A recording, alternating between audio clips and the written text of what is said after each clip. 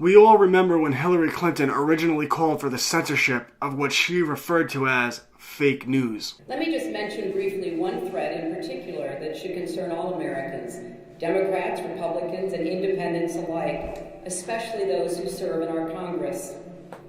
The epidemic of malicious fake news and false propaganda that flooded social media over the past year. It's now clear that so-called fake news can have real-world consequences. This isn't about politics or partisanship. Lives are at risk. Lives of ordinary people just trying to go about their days, to do their jobs, contribute to their communities. It's a danger that must be addressed, and addressed quickly.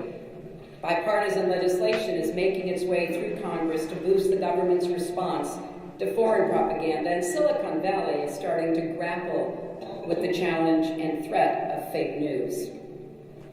It's imperative that leaders in both the private sector and the public sector step up. And step up they have. YouTube put the American Defamation League in charge of thought policing creator content. You know, the same ADL that declared Pepe the Frog a hate symbol. Since that time, accounts have been outright banned. And if they're not banned, they're shadow banned. And anyone who goes against the political establishment of power, Hillary Clinton's establishment, is demonetized. Videos with so-called controversial religious content have been targeted. Dr. Jordan B. Peterson's YouTube account was locked during a biblical lecture series with no explanation given after it received over 1 million views. YouTube journalist Paul Joseph Watson has had every video he's ever made on Islam demonetized.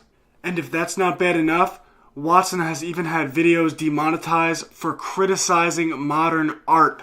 Because who would be crazy enough to criticize ketchup on a canvas selling for nearly $50 million? Diamond and Silk had their YouTube account demonetized for supporting Trump while black. Big YouTube news today and shockwaves through social media after people are learning that YouTube has been demonetizing certain videos that they deem sensitive content or unfriendly for advertisers. A lot of people are wondering if I've been affected by this, and the truth is that this has been happening to my channel for over a year. YouTube, whose parent company is Google, was quick to respond to the establishment's call to censor fake news and save the United States of America. Which makes sense since Google's motto is, "Don't be evil." But wouldn't you say that Google is the political establishment? And because their motto is, "Don't be evil," they must not be evil. South Korean police raided Google's Seoul office this week to investigate whether Google has been illegally gathering data on internet users. Google is already facing an investigation over similar actions in the U.S. All right, Scott, did Google know that their Street View Wi-Fi trucks, the ones that were going around neighborhoods mapping areas, were actually collecting personal information, emails, bank account numbers, all kinds of passwords? Yes, they did. The FCC investigation pointed out that from the beginning, it was written into the design document. It was in the design document for 4 years. Multiple engineers knew, and at least one senior manager knew. So Google knew exactly what they were doing. They hired one of the best war driving or Wi-Fi folks in the country to do this.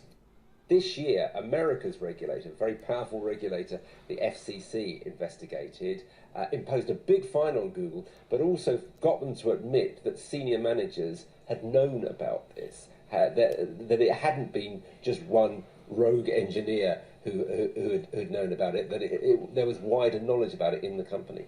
And that has forced Britain's regulator to go back in, and today they've sent this letter to Google saying, listen, we want to know far more about what you collected in the UK and who knew what. Most iPhone and iPad users access the internet through Apple's Safari browser, which automatically sets up a barrier to keep out tracking programs from third-party advertisers. Google found a way to secretly get through that barrier, letting the advertisers flow in and tracking information flow out. People are treating Google like their most trusted friend. Should they be? Well, I think judgment matters. Eric Schmidt is Google's CEO. If you have something that you don't want anyone to know, maybe you shouldn't be doing it in the first place. There's what I call the creepy line And the Google policy about a lot of these things is to get right up to the creepy line but not cross it. I would argue that implanting things in your brain is beyond the creepy line. Mine in particular. Yes, at least for the moment, until the technology gets better. Lucy, sweetie, time to get up. Gotta get ready for school. Why are you not under your covers? Then I have to make my bed.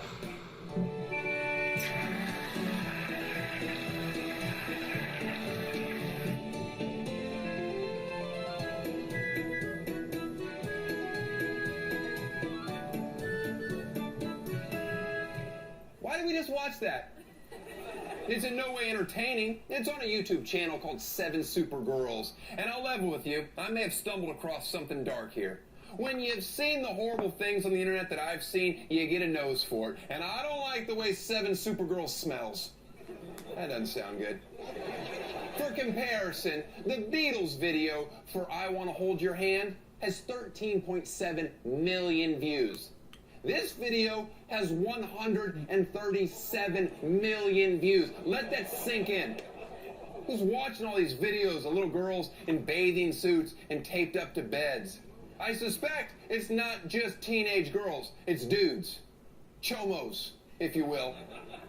This channel posts a new video every single day where they guarantee and even brag that all girls are under 18 years of age, which confirms that all showbiz parents are unethical monsters. They have multiple spin-offs like 7 Perfect Angels, 7 Gymnastics Girls, 7 Twinkling Tweens, all totaling over, wait for it, 12 billion views. That's why it's time to bring back my most important segment, Lock them up immediately. All 12 billion of them, if you've got the room. I did my part by setting up a 7 Supergirls meet and greet sting to see what kind of fans show up.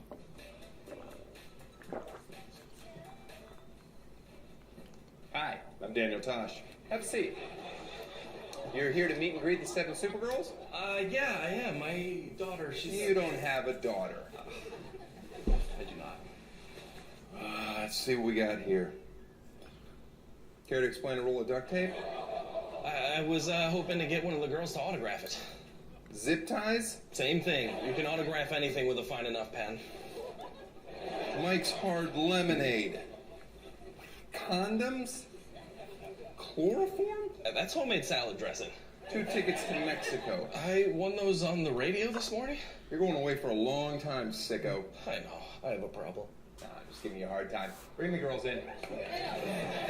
It's a sad day when it's left to me to protect our children from perverts. Anyone who's watched these videos needs to put some pants on and turn themselves into the FBI.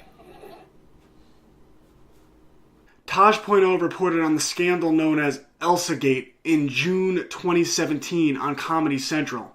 It turns out that YouTube channels such as 7 Supergirls depict children in sexually explicit ways and receive billions of views and disturbing comments from pedophiles.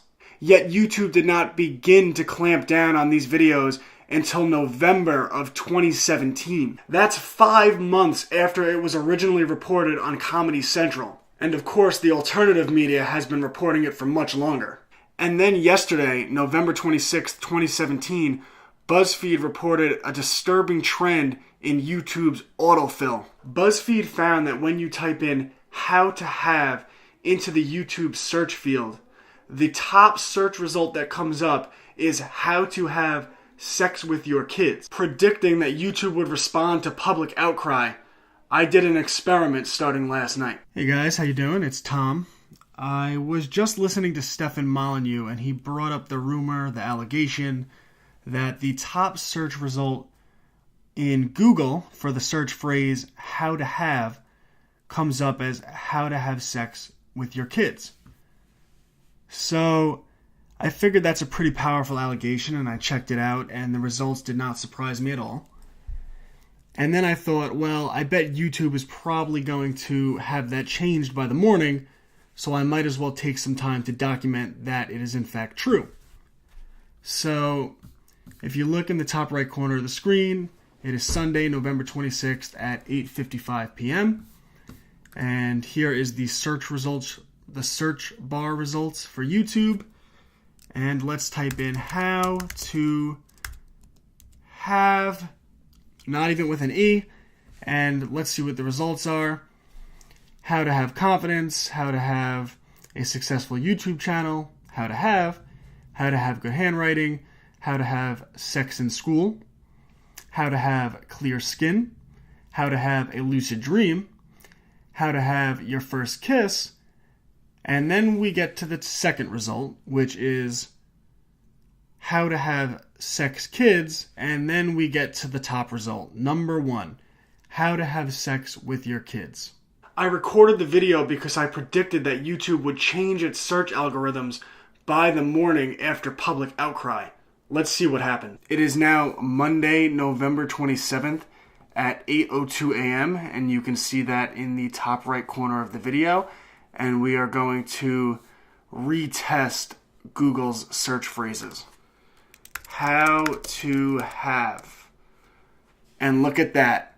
Just as I predicted, after some public outcry, YouTube has removed how to have sex with your kids from their search results. Why does it take public outrage for a company whose motto is "Don't be evil" to remove pedophilia from their website? Yet the same company is quick to censor online journalists and political enemies of the corrupt establishment. Could it be that the attack on so-called fake news is actually designed to prevent the public from getting access to true information that goes against the political establishment of power?